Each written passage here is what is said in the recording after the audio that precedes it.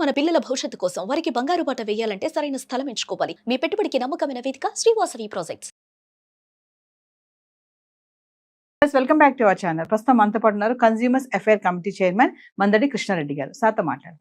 నమస్తే సార్. నమస్కారం అమ్మా.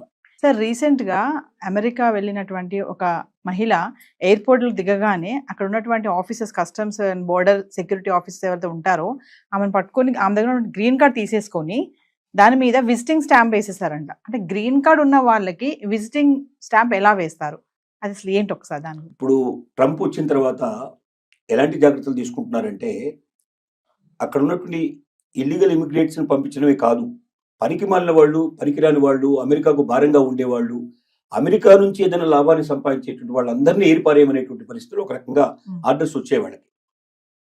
ఆ ఆర్డర్స్ ప్రకారమే వాళ్ళు ఏం చేస్తున్నారంటే, ఇప్పుడు మన పట్టుకున్నటువంటి లేడీ ఎవరుతున్నారు, షీఈ్ ఎ ఓల్డ్ లేడీ. తనకి ఏజ్లు, తనకు కూతురు ఎయిర్పోర్ట్ లో వెయిట్ చేస్తుంది బయట. తను వచ్చింది, దిగిన తర్వాత తను కొన్ని క్వశ్చన్స్ వేశారు వాళ్ళు. అసలు ఎందుకు ఫ్రీక్వెంట్ గా వెళ్ళి వస్తుంది ఇండియాకి? సంవత్సరంలో చాలా సార్లు వెళ్ళవడం, ఇండియాకి వెళ్తుంది, మళ్ళీ అమెరికా వస్తుంది, మళ్ళీ ఇండియాకి వెళ్తుంది, మళ్ళీ అమెరికా వస్తుంది, ఇలా తిరుగుతుంది ఆవిడ. ఇన్నిసార్లు విజిట్ చేస్తున్నావు దేనికోసం? నువ్వు ఏమైనా బిజినెస్ చేస్తున్నావా? నువ్వు అమెరికాలో బిజినెస్ ఏమి లేవు, కానీ ఇండియాలో ఏమైనా బిజినెస్ చేస్తున్నావా? అమెరికా ఏమంటుని ఇండియాకు తీసుకెళ్లే ప్రయత్నం జరుగుతోందా? ఇలాంటివన్నీ వాళ్ళు క్వశ్చన్స్ వేశారు. ఈ క్వశ్చన్స్ లో తనకు ఇంగ్లీష్ 100% తనకు రాదు, కొంత వచ్చు కొంత రాదు. తను చెప్పిన ఆన్సర్స్ తికమక్గా ఉన్నాయి, సూట్ అవ్వట్లేదు. రెండోది ఏంటంటే, తనకు సంబంధించినటువంటి వాట్సాప్లు కానీ లేకపోతే మిగతా కానీ వాళ్ళు కొంత వెరిఫికేషన్ చేస్తే అమెరికాలో ఏదో కొంత బిజినెస్ జరుగుతున్నట్టుగా అనిపించింది. అంటే ఇండియాలో జరుగుతున్నట్టుగా అనిపించింది. అంటే అమెరికాకు సంబంధించిన డబ్బులు ఇక్కడ ఉన్నటువంటి ఇండియన్స్ ని అందరి దగ్గర డబ్బు తీసుకొని తను అమెరికాకు వెళ్ళి, అమెరికా లోపల ఇండియాకు వెళ్ళిన తర్వాత తను అక్కడ బిజినెస్ చేస్తోంది. అంటే ఆ బిజినెస్ ఏదో అమెరికాలో చేస్తే దానివల్ల ట్యాక్సెస్ వస్తే అది అమెరికన్స్ కి ఎంతో మేలు జరుగుతుంది. అమెరికాలో ఉన్న డబ్బుని ఇండియాకి తీసుకెళ్లడం వల్ల ఇండియన్స్ బెనిఫిట్ అవుతారు తప్ప అమెరికన్ బెనిఫిట్ అయ్యే అవకాశాలు లేవు. కాబట్టి వాళ్ళు ఎంతసేపు ఏం చూస్తున్నారంటే, అమెరికాకు బెనిఫిట్ ఎట్లా తీసుకురావాలి, అమెరికాను అగ్రరాజ్యంగా నిలబెట్టాలి, అమెరికా ప్రపంచాన్ని డామినేట్ చేసి తీసుకోవాలి. ఇప్పుడే ట్రంప్ చెప్పే విధానం ఇదే. అమెరికన్స్ ఇంత ముందుకున్న గ్రేట్ అయిపోవాలి, ఇంతకన్నా చాలా బిగించాలి, ఇప్పుడు ప్రపంచం మీద అంతా ఆధిపత్యం చెలాయించాలి. అలా చెలాయించాలంటే డాలర్ విపరీతమైన రేట్ రావాలి, ఇక్కడ ఉన్న వాళ్ళందరికీ ఉద్యోగాలు రావాలి, ఇక్కడ ఉన్న వాళ్ళందరూ సంపన్నులు అయిపోవాలి. అమెరికాకు ఇతర దేశాలకు మధ్యలో తేడా చాలా విపరీతంగా ఉండాలి, అంటే ఎప్పటికీ అందుకోలేని పరిస్థితి తీసుకురావాలి. అలాంటి పరిస్థితికి నేను తీసుకొస్తానని చెప్పి ప్రామిస్ చేశాడు ట్రంప్. అందుకే ఓట్లు వేశారు. ఓట్లు వేసిన తర్వాత ఏం చేశాడు, ఇల్లీగల్ ఇమిగ్రెంట్స్ ని సంఖ్యలు వేసి మరి తీసుకొచ్చి ఆ దేశాల్లో మొదలుపెట్టాడు. సంఖ్యలు వేయడం అంటే మరి తెలుసు కదా, మరి అట్లాంటి ఆర్థిక నేరస్తుల్లో మిగతా వాళ్ళని చేసినట్టుగా తీసుకొచ్చేస్తున్నారు. ఇండియాకు తీసుకొచ్చిన వాళ్ళని కూడా సంఖ్యలు వేసి పట్టుకొచ్చారు. ఇప్పటిదాకా వచ్చినట్టు విమానాలనే అట్లాగే వచ్చాయి. సరే, మోడీ వెళ్ళి మనం రిక్వెస్ట్ చేసి మా వాళ్ళని మేము తీసుకొచ్చుకుంటాం, మీరు తీసుకురావాల్సిన అవసరం లేదు, మీరు ఎవరెవరు ఉన్నారు ఇల్లీగల్స్ మీరు గుర్తించండి, వాళ్ళు మాకు అప్పచెప్పండి, మేము తీసుకొచ్చుకుంటాం అని చెప్పాడు. బహుశా అది ఆచరణలోకి రావచ్చు. ఈ లేడీ విషయంలో ఏం జరిగిందంటే, ఒకటి తను సరిగ్గా ఆన్సర్స్ చెప్పకపోవడం వల్ల, తికమక అవడం వల్ల, టాలీ కాకపోవడం వల్ల ఒకటైంది. రెండోది వాళ్ళకి అర్థమైంది ఏంటంటే, ఈవిడ ఇండియాలో వ్యాపారాలు చేస్తోంది, అందుకే ఫ్రీక్వెంట్ గా అమెరికాకు వస్తుంది, అమెరికాలో ఉన్న డబ్బుని ఏదో రకంగా ఇండియాకు వెళ్ళేట్టు చేసి, ఇండియాలో దాని ద్వారా వ్యాపారాలు చేసి ఇండియాకు లబ్ధి చేస్తుంది తప్ప అమెరికాకు లాస్ చేస్తుంది, అమెరికాకు దీనివల్ల ఏ రకమైన ఉపయోగం లేదు, పైపెచ్చు నష్టం వస్తున్నట్టుగా వాళ్ళకి అనుమానాలు వచ్చాయి. అనుమానాల వల్ల ఏం చేశారంటే, ఈవిడికి పర్మనెంట్ వీసాని, గ్రీన్ కార్డుని క్యాన్సిల్ చేసేసి నీకు టెంపరరీ వీసా, టూరిస్ట్ వీసా నీకు బండిల్ చేస్తున్నావు అన్నట్టుగా ఆ పాస్పోర్ట్ వాళ్ళు స్టాంపింగ్ చేసి ఇచ్చారు. అంటే ఇంకా భవిష్యత్తులో ఇది చేయడానికి వీళ్ళని పరిస్థితులు కల్పించారు. అంటే దీని అర్థం ఏమిటంటే, ఇది ఈవిడకు ఒక్కదానికే కాదు, ప్రపంచంలో అందరికీ దీని ద్వారా ఒక సందేశం పంపించారు. ఎవడైనా వేస్ట్ ఫెలోస్ ఉంటే అమెరికా లోపల వాళ్ళు కూడా మూటామూలి సర్దుకొని మీరు వెళ్ళిపోండి. రెండోది, ఇక్కడ ఉన్నటువంటి సంపదను తీసుకెళ్లి మీ దేశాల లోపల మీరు వ్యాపారాలు చేసుకోవడానికో లేదా అక్కడ మీరు వేరుకో లబ్ధి చేకూర్చే ప్రయత్నం మీరు చేసేటువంటి వాళ్ళు ఉన్నారో వాళ్ళందరూ జాగ్రత్త పడండి. ఇక నుంచి భవిష్యత్తులో ఇది నడవు, ఇది ఫస్ట్ కేసు కాదు, అంటే ఇది కేసు ఒకటే కేసు కాదు, ఇంకా భవిష్యత్తులో 100 కేసులు 1000 కేసులు జరిగే అవకాశాలు ఉన్నాయి అని అందరికీ హెచ్చరిక పంపించడానికి దీన్ని ఒక ఉదాహరణగా చేశారు. ఇప్పుడు దీనివల్ల మిగతా వాళ్ళందరూ సర్దుకునే పరిస్థితి స్టార్ట్ అయింది, అలర్ట్ గా అవుతారు. అది ఇంకోటి, భాష సరిగ్గా రానటువంటి వాళ్ళు ఖచ్చితంగా ఇంకొకరు భాష వచ్చిన వాళ్ళ వెంటనే ఇద్దరు కలిసి రావాలి తప్ప ఒక్కరే ఒంటరిగా ప్రయాణం చేయడం వల్ల కూడా డేంజర్ అయ్యే పరిస్థితి ఉంది. రేపొద్దున అసలు ఏమీ లేని వాళ్ళు కూడా, ఏదో వాళ్ళ పిల్లల్ని చూడడానికి వెళ్ళిన వాళ్ళు కూడా సరిగ్గా ఆన్సర్ చెప్పకపోతే గతంలో వీళ్ళకి సాయంగా వాళ్ళే ఇచ్చేవాళ్ళు. ఎవరన్నా భాష తెలిసిన వాళ్ళని, లాంగ్వేజ్ ఎవరైతే చేస్తారో దుబాసీలు అంటారో వాళ్ళని వీళ్ళని పెట్టి వీళ్ళకి సాయం చేసేవాళ్ళు. ఇక నుంచి సాయం చేయరు వీళ్ళు, ఎందుకంటే వీలైనంత వరకు అమెరికాకు వచ్చే వాళ్ళని తగ్గించాలనుకుంటున్నారు, పెంచాలనుకోవటం లేదు. టూరిస్ట్ వీసా కింద వచ్చిపోతే వాళ్ళకి అభ్యంతరం లేదు. వచ్చి ఓ నెల 2 నెలలు మ్యాక్సిమం 6 మంత్స్ టైం ఇస్తారు. 6 మంత్స్లో మీరు అమెరికా అంతా తిరగండి, డబ్బంతా ఖర్చు పెట్టండి, మాకు బాగా వచ్చేది చేయండి, మాకు ట్యాక్సీలు వచ్చేది చేయండి, మా వాళ్ళకి ఇక్కడ అమ్మకాలు జరిగేటట్టు చేయండి, మావి కొనుక్కుపోండి.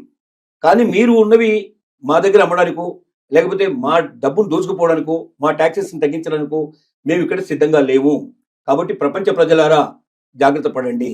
అమెరికా ఇక ఇలాంటివన్నీ సహించదు, ఇల్లీగల్ ఇమిగ్రెంట్స్ రానివ్వదు, పనికిరాని వేస్ట్ ఫెలోస్ కూడా వద్దు, పర్మనెంట్ వీసాలు కూడా మేము రద్దు చేస్తాం, గ్రీన్ కార్డులు కూడా రద్దు చేస్తాం. ఇక నుంచి ప్రతి ఒక్కరూ జాగ్రత్త పడండి అని ఒక పెద్ద హెచ్చరికకి ఆవిడ ఒక ఉదాహరణగా తీసుకోవడం జరిగింది. అంటే ఇక్కడ మేము ఎక్కువ సంపాదించలేకపోతున్నాము, అక్కడికి వెళ్ళి బాగా సంపాదించాలి అనుకునే ఆలోచన ఇంకా వద్దు అని అంటారా సార్? ఖచ్చితంగా నేను ఒకటే మాట చెప్పగలుగుతున్నాను. భారతదేశం ఇవాళ ఒకప్పుడు భారతదేశం కాదు. ఇవాళ అవకాశాలు కోకొల్లలుగా ఉన్నాయి. ఇక్కడ వ్యాపారం చేయదలుచుకున్న ఏ రంగంలోకి వెళ్ళండి, నిజంగా ప్రతిభావంతులైన వాళ్ళు ఆ రంగంలో అందరికన్నా ఎక్కువ సంపాదించే అవకాశాలు ఉన్నాయా లేదనేది మనల్ని మనం ఖచ్చితంగా ఒకసారి మనం ఆలోచించుకుంటే ఏ రంగమైనా తీసుకోండి. మీరు ఏ రంగంలో అయినా మీరు ప్రతి రంగంలో కూడా మీ దగ్గర నిజంగా ప్రతిభ ఉంటే ఒక ఆలోచన మొత్తం జీవితాన్ని మార్చేస్తుంది, ప్రపంచాన్ని మార్చేస్తుంది. అలాంటి ఆలోచనలు మీ దగ్గర ఉంటే ఇక్కడ కూడా మీరు రాణించే అవకాశం కావాల్సినంత ఉంది. వ్యాపారం చేసేందుకు మీరు మీ దగ్గర ఉన్న ఐడియాని పెట్టుబడి పెట్టగలిగితే దాన్ని పెట్టుబడిని తీసుకోవడానికి సిద్ధపడే వాళ్ళు, దానికి తగినట్టుగా కొన్ని 100 రెట్లు పెట్టుబడి పెట్టి దాన్ని ప్రపంచానికి అంతా అందించడానికి సిద్ధపడే వాళ్ళు ఇక్కడ కావాల్సిన మంది ఉన్నారు. భారతదేశంలో ధనవంతుల కొరత లేదు నిజం చెప్పాలంటే, కానీ ధనం కొద్ది మంది చేతుల్లో ఉంది.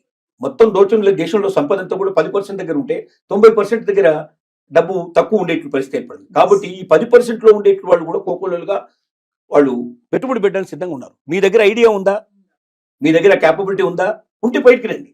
ఇక్కడే లేని వాళ్ళు అక్కడ పోయి ఏం చేస్తారు? కాబట్టి ఒకప్పుడు అంటే ఇండియాలో అవకాశాలు లేదు కాబట్టి మీరు అమెరికాను వెతుక్కుంటూ వెళ్ళారు. ఇవాళ అవకాశాలు ఇండియాలో ఉన్నాయి. లేదని ఎవరంటే నాకు జాబ్ దొరకటం లేదు, నాకు పని దొరకటం లేదు అంటే వాళ్ళంతా సోమరిపోతు ఇంకోటి లేనట్టు మాట.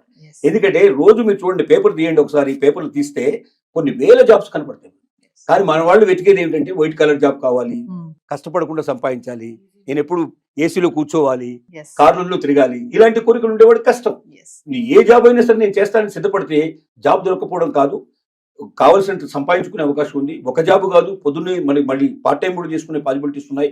కాబట్టి నేను ఒకటే చెప్పగలుగుతున్నా ఏంటంటే, అలాంటి అమెరికాకు వెళ్ళి అక్కడ బందీలుగా మనం పట్టుబడి సంఖ్యలు వేయించుకొని ఈ దేశానికి వచ్చి ఆ అవమానాలు భరించేదానికన్నా మీ దగ్గర శక్తి ఉంటే, క్యాపబిలిటీ ఉంటే ఈ ఐడియాని ఎలాగ బయటకు తీసుకురావాలి, ఎలాగా సమాజం ఇవాళ సోషల్ మీడియా కావాల్సినంత తీసుకుంది. మీకు మీ దగ్గర ఒక మంచి ఐడియా ఉంటే మీరు సోషల్ మీడియాకి ఇవ్వండి, ఆటోమేటిక్గా అది ఎవరు చేరాలో వాడు చేరుతుంది. మిమ్మల్ని వెంటనే వాడే పిలుస్తాడు, వెతుక్కుంటూ వస్తాడు మిమ్మల్ని. కాబట్టి ప్రతిభావంతులారా, మీ ప్రతిభని వేరే దేశాలకు అమ్మడానికి ప్రయత్నం చేయకండి. మన దేశంలోనే మీరు తీసుకొని మీరు రాణించండి, మీరు దాని ద్వారా మన దేశానికి సేవ చేయండి అని చెప్పి మరొకసారి విజ్ఞప్తి చేయాల్సి వస్తుంది. అంటే సార్ ఒక విషయం ఫైనల్ గా చెప్పండి సార్, గ్రీన్ కార్డ్ హోల్డర్స్ ఎవరైతే ఉన్నారో వాళ్ళందరూ కూడా జాగ్రత్తగా ఉండాలి, లేదంటే వాళ్ళ వీసా కూడా రద్దు అయిపోయే ఛాన్సెస్ ఉంది, గ్రీన్ కార్డ్ కూడా పోవచ్చు. ఎంత క్లియర్ గా చెప్పాడంటే, గ్రీన్ కార్డు ఉన్న వాళ్ళ పిల్లలు కూడా అమెరికన్స్ కాదని చెప్పేశాడు. ఇంకా దాని అర్థం ఏంటి? గ్రీన్ కార్డ్ అనేది ఒక పత్రం మాత్రమే, ఒక పేపర్ మాత్రమే. అంటే నువ్వు అక్కడ జాబ్ చేస్తున్నావు, నీకు ఒకవేళ ఆ జాబ్ ఆల్రెడీ నీకు పద్ధతి ప్రకారం వచ్చి ఉంటే ఆ జాబ్ చేసుకోవడం నీకు పనికి వస్తుంది. కానీ నువ్వు పర్మనెంట్ రెసిడెన్సీ రాకుండా, పర్మనెంట్ రెసిడెంట్ అనేది మళ్ళీ వేరే, పర్మనెంట్ రెసిడెన్సీ నీకు రాకుండా, నువ్వు రెసిడెంట్ కాకుండా అక్కడ నీకు అమెరికా లోపల అమెరికా పౌరసత్వం నీకు లేదు. అమెరికా పౌరసత్వం అంటే గ్రీన్ కార్డు యొక్క వాల్యూ ఎంత? తాత్కాలికమైంది తప్ప అది ఏం లేదు. అంటే L1 వీసా లాంటిది ఒక రకంగా చెప్పాలంటే గ్రీన్ కార్డు కూడా.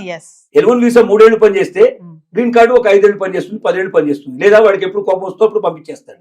కాబట్టి గ్రీన్ కార్డు ఉన్నంత మాత్రంలో నేను అమెరికన్ని, ఇంకా నాకు ఏ రకమైనటువంటి ఆపద లేదు, నేను లైఫ్ లాంగ్ ఇక్కడే ఉంటానని ఎవరన్నా కళ్ళు కంటే ఆ కళలు కళ్ళని చెప్పి నిరూపించడానికే మన ఆ లేడీ ఉదంతం అనేది ఒక రకంగా చెప్పుకోవచ్చు.